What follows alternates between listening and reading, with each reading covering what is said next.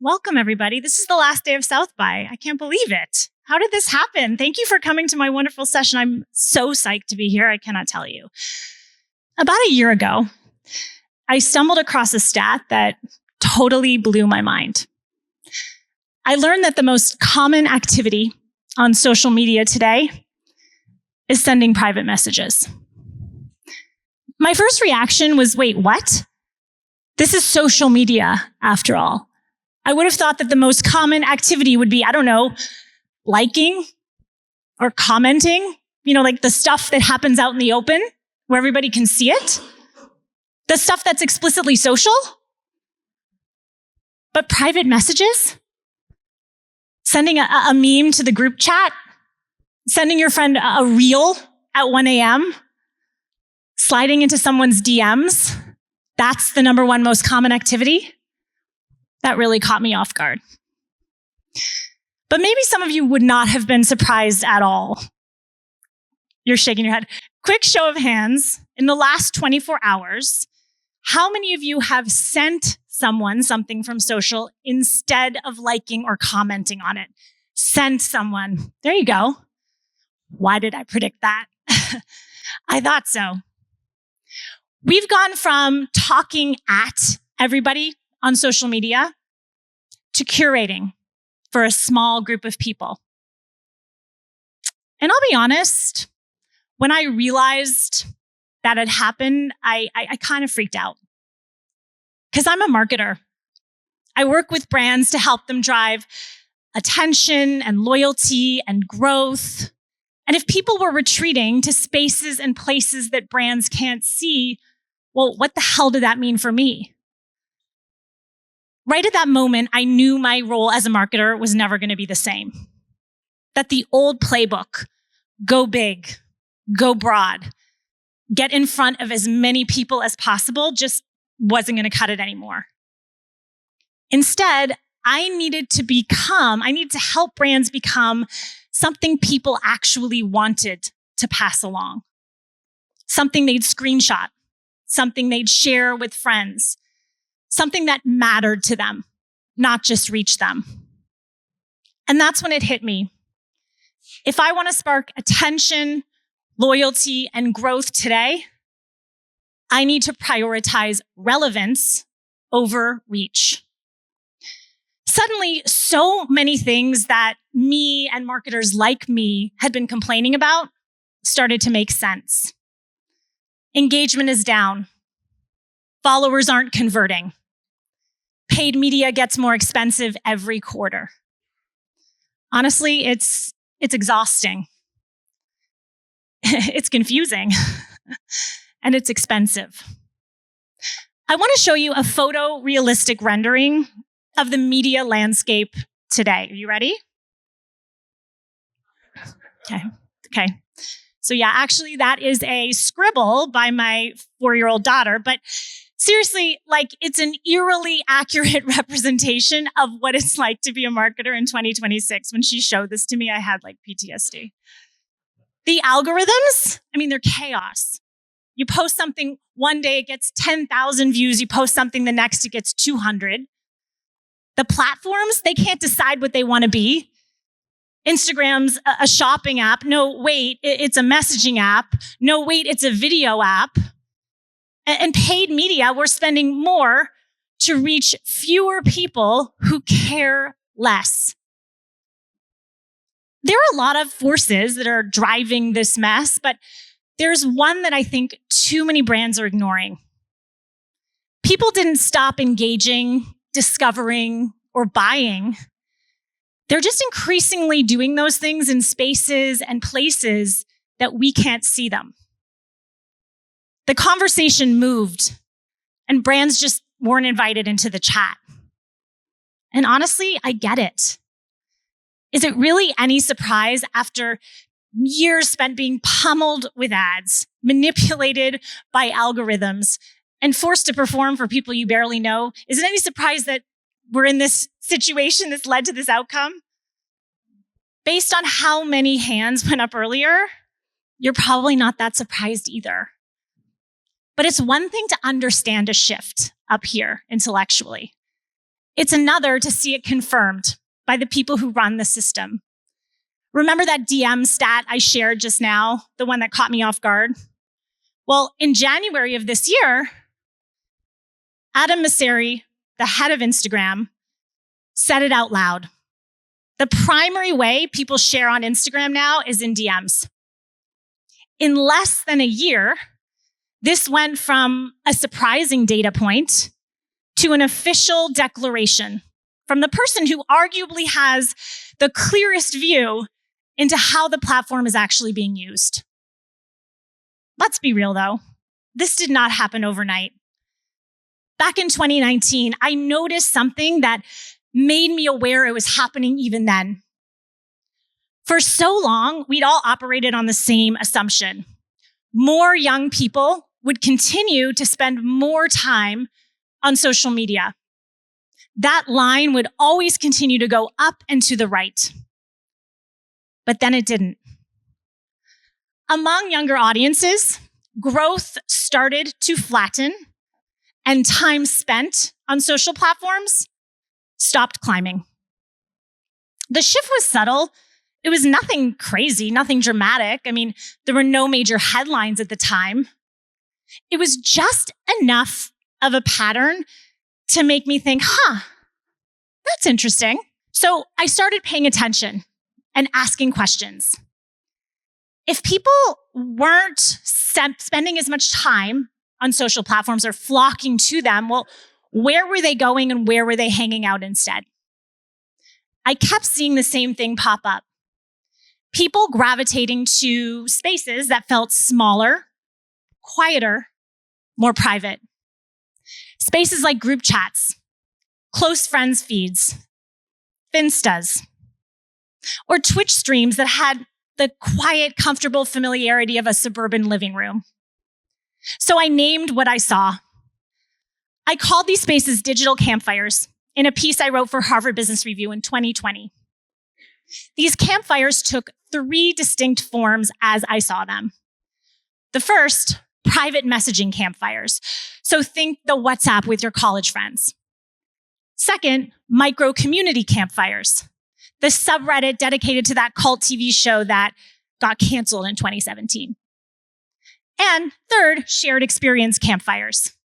That video game or live stream or being there together in real time is the whole point. Different flavors, same idea. Some barrier to entry, a feeling of intimacy, and very often invite only.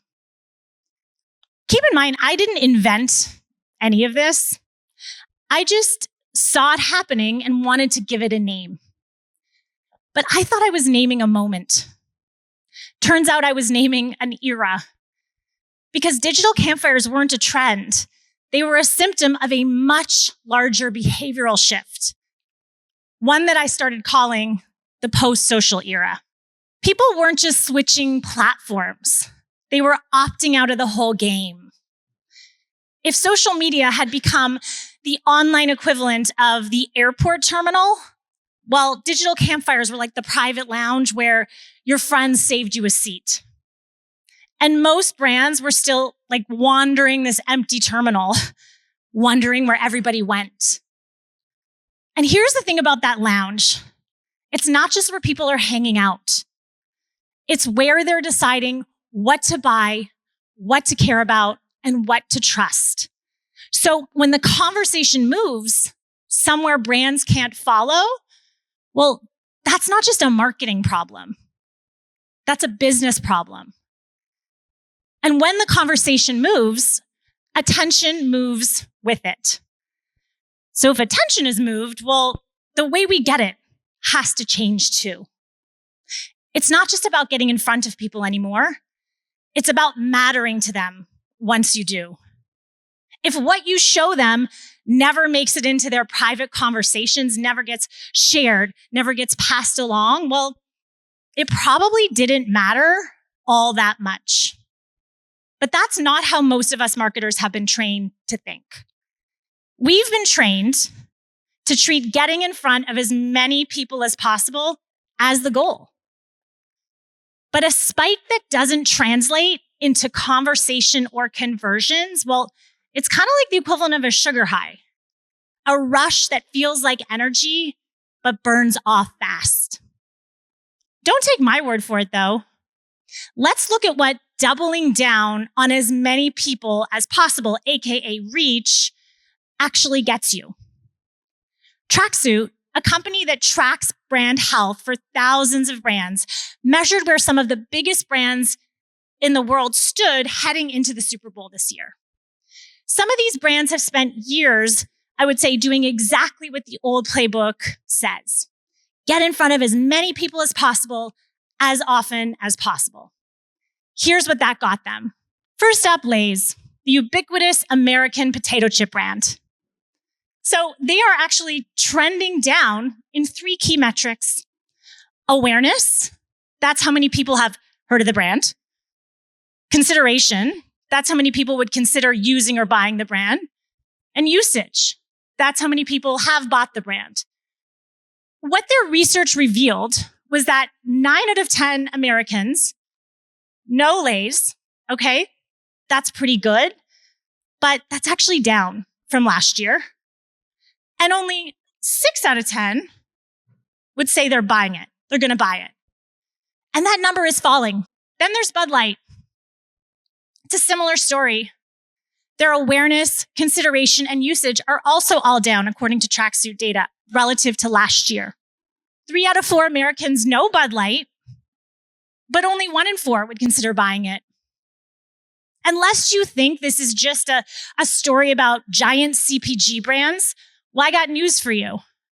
It's an eerily similar story with Apple Music, the streaming service that's probably already on your phone and millions of other people's.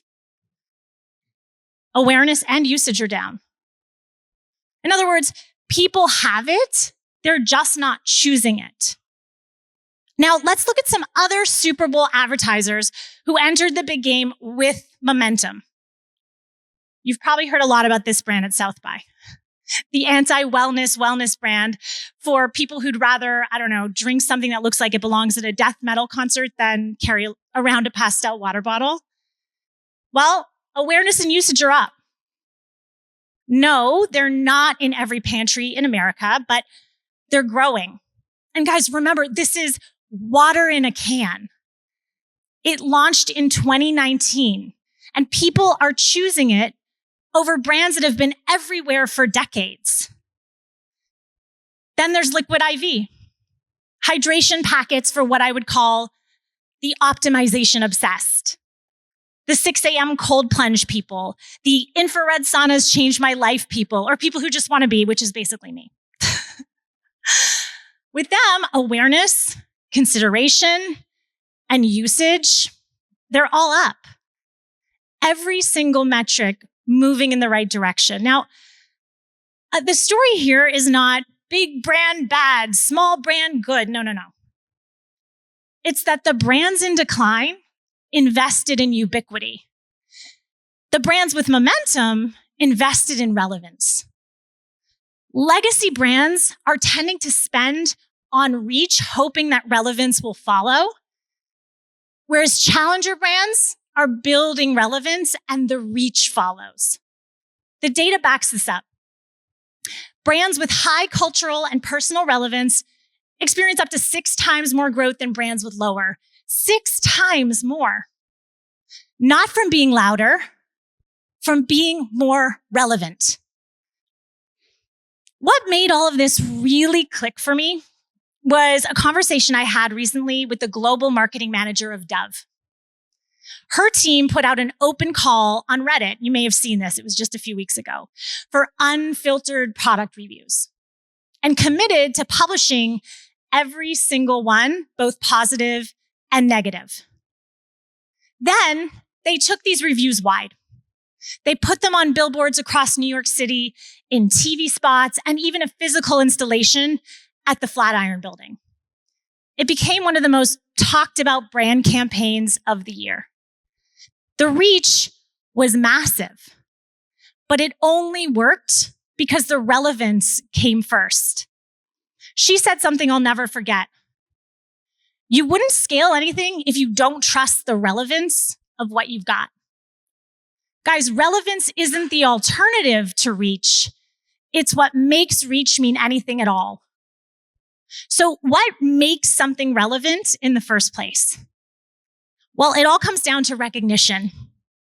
Someone seeing themselves in what you made. I don't remember who was loudest. I remember who made me feel seen. Let me show you what I mean. For Halloween this year, I dressed as a jar of Bubbies pickles. Yes, that's me. Because I go hard on Halloween, the first thing I did when I decided I wanted to be a jar of Bubbies pickles was Google the Bubbies pickles label. I get really committed to the bit if you haven't been able to tell. What came up online was absolutely terrible. Okay, it was low res, it was pixelated. It clearly was not going to work if I wanted to really bring this costume to life in a way that was up to my very high Halloween standards. It was clear that I needed a better version of the label. So I did what any self-respecting Halloween obsessive would do in a similar situation. I emailed the brand asking for a high-res version of the label, okay? They could have ignored me entirely. They could have just sent me the file and sent me on my way. Instead, they not only sent me the file, they also sent me a bunch of free pickles. And the CEO reached out personally to thank me for my enthusiasm. He also asked me if I wanted to be part of their super fan group where I would get early access to new pickle varieties before they launch. Yes, please. That's recognition. I cared enough about their brand to dress up as their brand for Halloween, and they cared enough about me to treat me like I mattered. I didn't just get free pickles. I got invited in. And you know what? I told everyone about it. Bubbies went from something that I grabbed off the shelf at Whole Foods to an extension of my identity. And yes, I know it's totally weird to say that a pickle company became an extension of my identity, but it's true. That's what recognition does. It turns a product into an extension of personal identity, which turns customers into advocates. And that same principle scales indefinitely. Nobody has proven this better than my favorite marketer in the whole wide world, Taylor Swift. She has arguably the most devoted fan base in music, and that's not an accident. She built an entire ecosystem around making her fans feel seen. She drops Easter eggs in lyrics, Instagram posts, on red carpets, little clues that reward the people paying closest attention. When fans finally connect the dots, it's validation that their attention mattered. During the Eras tour, fans started making friendship bracelets with her lyrics on them. That wasn't Taylor's idea. She just gave them the raw material, the references, the inside jokes, and they built a whole culture around it. Most brands are running a one-way broadcast. Taylor built a participatory universe that people want to be part of. The result? Billions in revenue. Not because she's everywhere, though she is now, but because her fans feel like she made it for them. So if relevance is what matters most, well, where do you find it? I want to take you back to where I first figured out the answer to that question. It's August of 2013, a hot, sticky summer afternoon in New York City. I'm at 4 Times Square, the offices at the time of Vogue magazine. Just a month earlier, I had joined Facebook to run lifestyle partnerships across Facebook and Instagram. And a year before that, Facebook had bought Instagram. Remember, this was 2013. The full potential of Instagram as a platform had yet to be revealed. When I arrived, one of the first things I did was just spend a lot of time scrolling. Scrolling Instagram, yes, this was my job.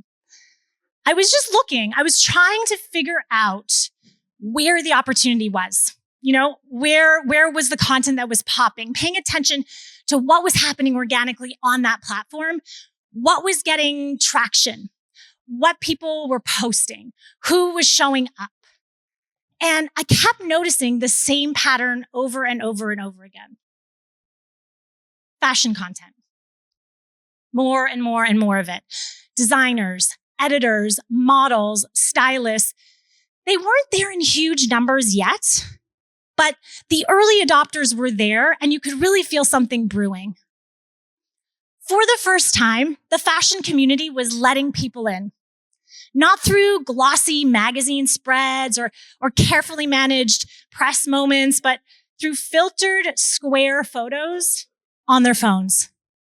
Models in half hair and makeup, garment bags crammed into hallways, the beautiful mess that fashion had always kept hidden. That's when something clicked for me. This wasn't just a content opportunity. This was a community that was forming in real time and finding its home on Instagram.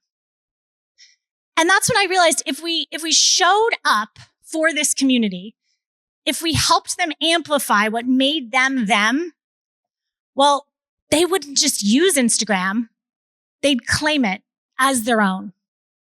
So that's why I was at Vogue that hot summer day. I should be clear, I had no business being in fashion. My first ever interview for an internship, I literally showed up with my dress inside out and backwards. I'm not exaggerating. That's literally what happened. I was not a fashion insider.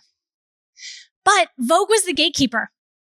If we got their blessing, well, the fashion community, they would follow. So we went there with one question. How could we, Instagram, show up for Vogue in a way that actually mattered to them? The September issue was about to drop, fashion's equivalent of the Super Bowl. And the Vogue social team was thinking about how to really blow it out, how to make it feel bigger, more participatory, more culturally fluent. What emerged from that conversation was something that hadn't been done before. Anna Wintour, the editor of Vogue, had never once appeared on her own magazine's Instagram up until that point. You only ever saw her in snippets. A front row there, a paparazzi shoot there. That was about to change. For the first time, Anna would appear on Instagram, reading the iconic September issue with a single caption. Show us your Voguestagram. Here was the result.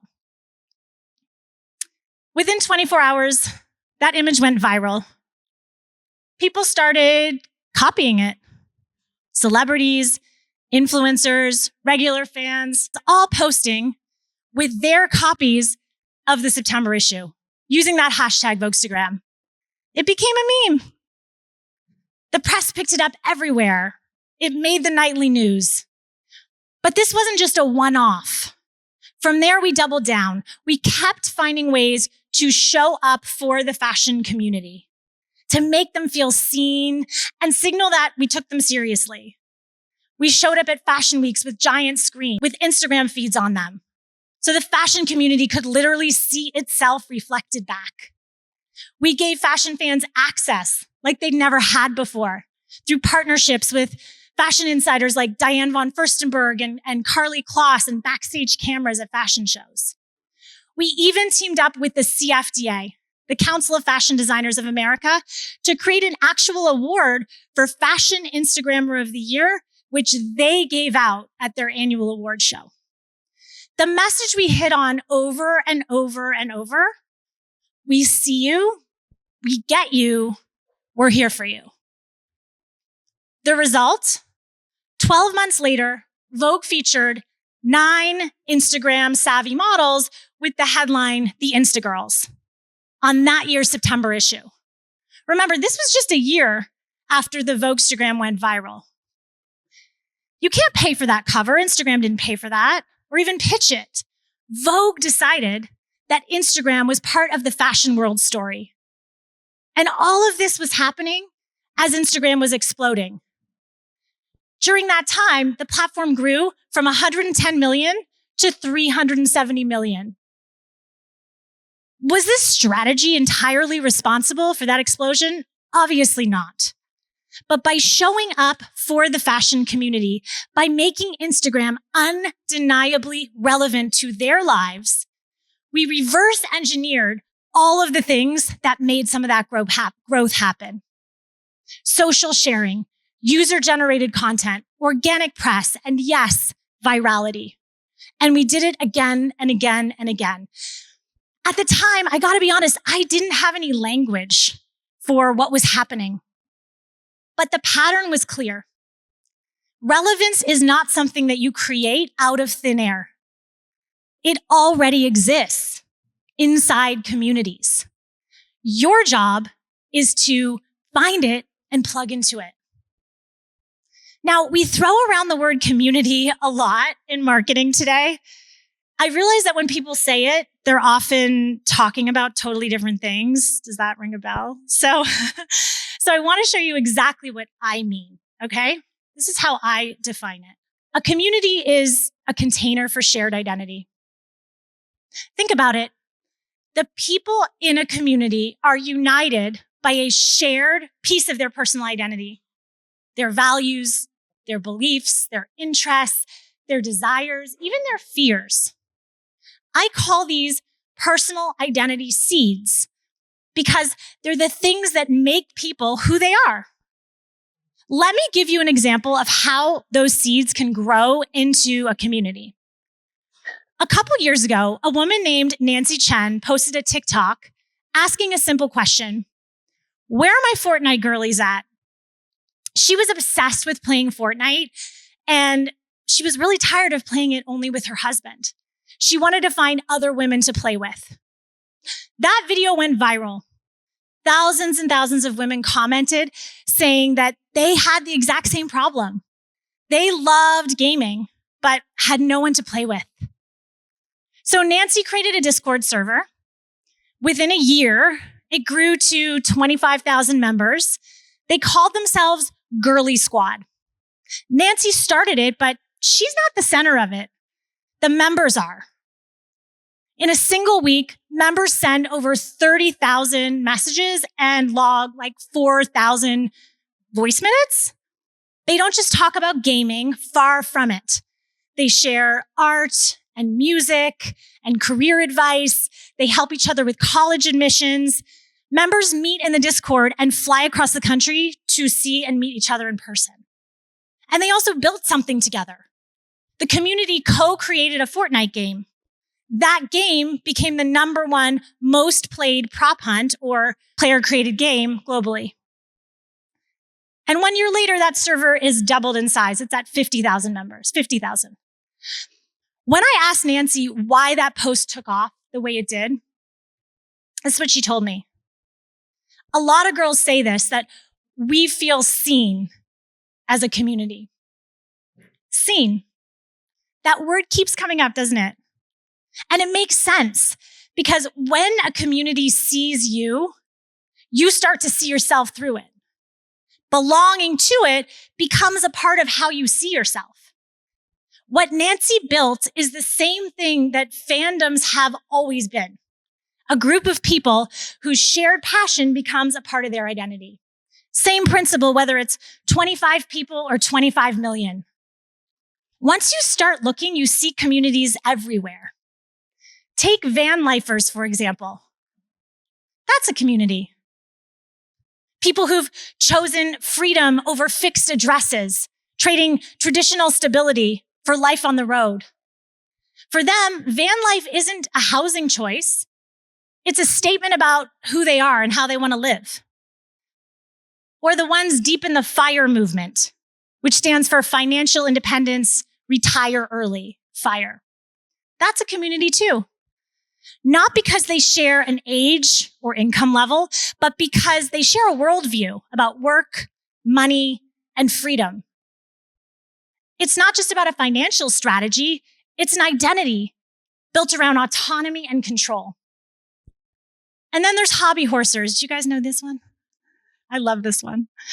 Hobby horsers, often young women and girls who do competitive show jumping and dressage with handcrafted, like stick horses.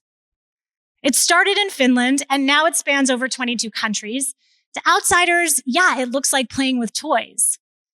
To them, it's an athletic discipline, it's a craft, and it's a community that took them in when the rest of the world didn't get it. That shared passion, that shared experience of being judged for it as well, is exactly what makes them a community. What makes communities isn't size. It's that belonging to them becomes a part of how people see themselves. That's why I call communities pipes. Personal identity ports of entry. Personal identity ports of entry. They're not just random groups of people, they're containers for personal identity. And this isn't just a theory. Horowitz Research and Vox Media surveyed 800 young people, ages 14 to 24, and they found a jarring disconnect between how society sees young people and how young people see themselves. 66% said society defines them based on demographic labels like age, gender, and income. But 81% want to define themselves through their passions, their hobbies, and their beliefs, not through demographics, through identity. And where do people live out those passions, those beliefs, those interests? In communities. Earlier, I said, if you want to prioritize attention, loyalty, and growth today, you've got to prioritize relevance over reach. Well, communities are where relevance lives. So if the people you're trying to reach are defining themselves through their communities, well, why are we trying to reach them any other way? The answer is we should stop. But here's the catch. It's a big one. You cannot just waltz into a community and start selling. In fact, the most common question I get from the brands that I work with is, can we even go into these communities? Communities have rules, often unspoken. They can smell inauthenticity from a mile away. And the same passion that binds them together makes them fierce protectors of all that they've built. Get it wrong and they'll let you and everyone else know loudly, publicly, and fast. Even great brands get this wrong. Does anyone in here remember this? The Kendall Jenner Pepsi protest ad from 2017. I see some head nods. I see some confusion. Okay, well, basically, Pepsi tried to tap into activist culture, the energy of people marching for real causes.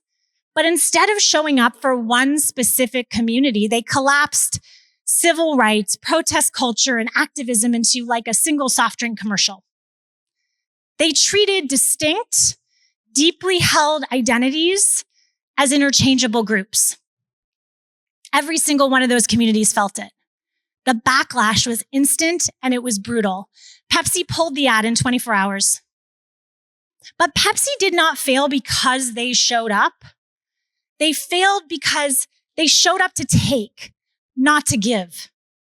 They tried to extract cultural energy without contributing anything back. Anything meaningful, that is. And that's the mistake. And communities can really tell the difference. So what does showing up the right way actually look like? Well, you earn your way in by contributing something that's actually valuable to them. Most brands do not know what valuable actually looks like. They think it's about discounts or coupons or points or free shipping, and those are all fine. We love a good free shipping moment. But they're not what earns you a place in a community. Because communities are not built around transactions. They're built around identity. And so the value that actually earns you legitimacy isn't what you give people. It's how you make them feel about who they are. When you show up in a way that reflects their values, their passions, their worldview, something clicks. I call it the OMG, that's so me effect. That feeling of, oh my God, you get me, you see me, you know me. That's the feeling that earns you a place in community. And your job as a brand is to trigger that effect. You do not get there by showing up and talking about yourself. You get there by bringing value in a way that is insanely relevant to them. So not value on your terms, value on their terms. So how do you figure out what value on their terms actually means? Well, over time, I realized there's actually a formula for figuring it out. It's not really a shortcut, but it dramatically increases your chances of being brought into the proverbial room.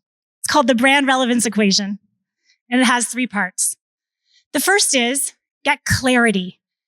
So get clarity on what you stand for and who you're for. The second, you knew this was going to be in there, find community.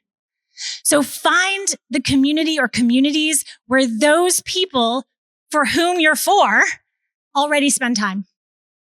And 3, invite participation. Show up in those communities in ways that invite participation over promotion.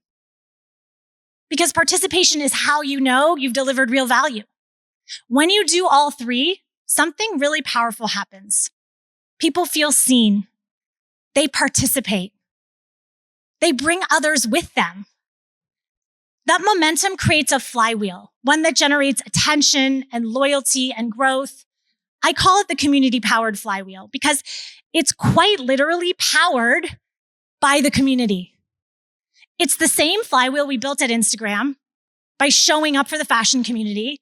It's the same pattern that you see among some of the most magnetic brands today.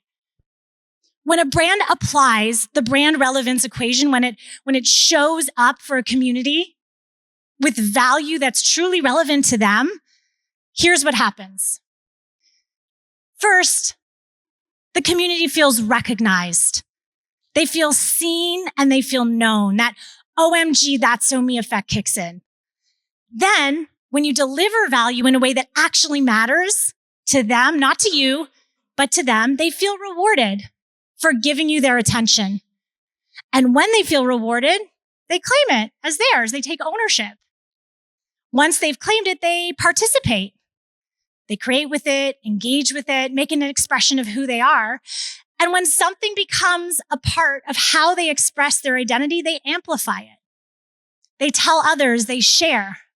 They bring people in, which brings in new people who feel recognized, and the cycle repeats and repeats. That's the flywheel. And once it starts spinning, it doesn't just sustain itself, it compounds. So let me show you what this actually looks like in practice. I'm going to walk you through 2 examples from 2 brands at 2 very different stages of growth who have each built their own version of this flywheel to spark attention and loyalty and growth. So let me start with a brand that started with almost nothing. January 2022, Graza, an olive oil company trying to break into one of the most commoditized categories imaginable, olive oil. The thing that people grab off the shelf without thinking. They launched with about a couple $100,000. Literally, that's it. Most of it tied up in inventory and product. Their marketing budget was a few hundred bottles of olive oil. That's it. But they had clarity. So let's see how they leverage the brand relevance equation. First off, get clarity. So they were clear on what they stood for and who they were for. They were all about high quality Spanish olive oil that's fun to use, not precious, not sitting on your shelf. And more importantly, who they were for. Food creators, large and small. People who don't just cook, but build identity around that. Then find community. So next, they found where those communities were hanging out. Instead of going everywhere at once, they started with one tight-knit subculture and then expanded. They decided to start with barbecue first, then go to bakers, and then recipe developers, creating density in those different sub-communities before moving on. And then finally, invite participation. 2 months before launch, they started seeding product in those communities in the way I described, not broadly. They concentrated those bottles inside one community at a time. The goal was to feel inescapable in that space. They chose a mix of big and small, not based on follower count, but based on who mattered within that community. They slid into creators' DMs, kind of like a friend would, asking, hey, how much easier would your life be if olive oil already came in a squeeze bottle? Then they sent them product and asked them to use it however they wanted. The thing is, when everyone is connected, communities really start seeing the same brand over and over and over. It stops feeling like marketing and it starts feeling like culture. So what happened? Well, that flywheel started to spin. The outcome, the community felt recognized. Brands don't usually pay attention to smaller creators, at least they weren't at that time. They felt valued. The product was genuinely great, and the squeeze bottle made better content. So the community claimed Graza, used the product in their next video, showed it in their kitchen. They participated, they started creating with it organically, and they amplified. They told their audiences about it. They brought others in. And as more people got more packages, more inbound requests came flooding in. And then the impact. $100,000 in revenue in the first week with 0 paid ads. Available in all of those retail locations now. They're now the 5th largest olive oil brand in the US, and they're on track for 140 million plus in annual sales this year. So the impact was direct business impact. That's the flywheel in motion. Not because they outspent the category, because they embedded themselves inside a community that already cared about cooking and gave that community something worth participating in. Now let's talk about the second brand. Let's look at a brand at a different stage, but facing a similar strategic choice. So you'll know Poppi. I feel like it's been talked about a lot this South by, a prebiotic soda brand. In 2021, they had just closed their Series A, $13.5 million in funding. They were scaling, but still resource constrained. At that moment, they faced a choice. Go broad and try to reach young women ages 18 to 24 everywhere, or go deep inside one identity-rich community. They chose depth. So what did they do? First, they got clarity. Poppi wasn't trying to be a better soda for everyone. They were building for a very specific identity. Young women who care about wellness, social rituals, and how they show up in the world. Not just what they drink, but what it says about them. Community. So the question became, where does that identity already live? Not broadly across Gen Z, but inside sororities. One of the most visible, ritual-driven, and socially amplified communities in the country. And importantly, some sororities already had momentum. Rush Week was exploding on TikTok. Millions of people were watching. Poppi didn't create attention. They stepped into a place where it already existed. They didn't just target young women. They found where young women were already expressing identity together. And then invite participation. Instead of running ads at college students, they built a soda ambassador program. Thousands of students applied, not because they were targeted, but because they wanted to be part of it. And they didn't treat sororities like a one-off activation. They invested in them over time, turning them into both distribution and insight. Over time, joining a sorority meant discovering Poppi, if you can believe it, because suddenly it was everywhere. Poppi integrated into bid days, game days, tailgates, philanthropy events, the moments that actually matter in this community. They didn't interrupt campus life, they folded into it. So here's what happened. The community felt recognized. This wasn't college marketing. This felt like it was for them. They felt rewarded. Free product, yes, but more importantly, ownership. So they claimed it. They made Poppi part of their rituals. They participated, created content, and hosted events, integrated it into campus life. And then they amplified organic chatter, organic press. This is the flywheel in motion at growth stage. And here's the impact. So 7,000 plus students apply to be ambassadors every year. Revenue grew 5x from 100 million to 500 million. Just in one event, 28% sales lift from one single campus activation. And of course, they were acquired by PepsiCo. I only put that up there because this stuff actually makes for better business. That's what happens when relevance really kicks into overdrive. Graza and Poppi didn't just blast out messages and hope for the best. They got clear on what they stand for and who they're for. They found the communities where those people already gather, and they went all in, showing up in ways that made their people feel seen and not sold to. That's the equation that gets the flywheel spinning. And once it starts, it doesn't just sustain itself, it builds. When people feel seen, they don't just remember you, they talk about you, they share you, they bring you into rooms you can never enter on your own. Not because you asked, but because they want to. That feeling of being truly seen is electric. I think of it as word of mouth on steroids, because it turns word of mouth into a growth engine. Here's one last example of that always makes me laugh. Strava is an app for runners, cyclists, hikers, people who don't just exercise, but who identify as runners, cyclists, as people who move. Strava didn't build a utility. They nurtured a community around movement as identity. A while back, I came across this TikTok from a young runner in the UK named Lauren. She'd created this slideshow of screenshots of her Strava run routes, each one with a hilarious, relatable title. Was searching for endorphins, got cramps instead. Attempted to break my self-loathing depressive spiral. Stomach woke up this morning and chose violence. Amazing. Everyone can relate. Nobody paid her. There was no campaign.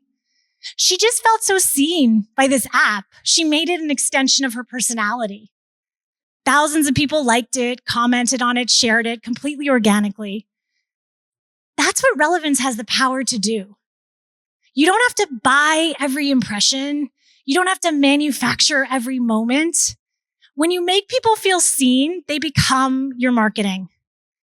And that's not just like a nicer way to do marketing. It's a better growth model. So let me bring you back to where I started. The group chat, the DM thread, you have to see this text at 1 a.m. The rooms that brands cannot enter. You don't get into those rooms by talking louder. You don't buy your way in. You get in by being worth bringing along.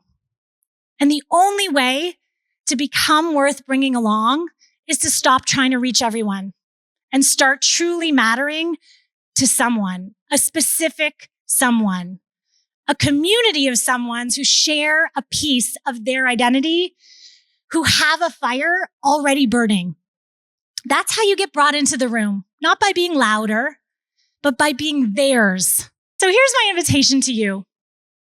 I want you to get clear on what you stand for and who you're for. And then I want you to ask yourself, what community are we worth showing up for? Answer that and show up with value again and again and again. And you won't have to chase attention anymore. You'll earn it and it'll grow. Because reach is something that you have to keep paying for, but relevance is something that pays you back. So this is a matchbook. It says, find your fire. You guys see it? I made it as a reminder that somewhere out there, there's a fire already burning. Now it's time to go and find yours. Thank you.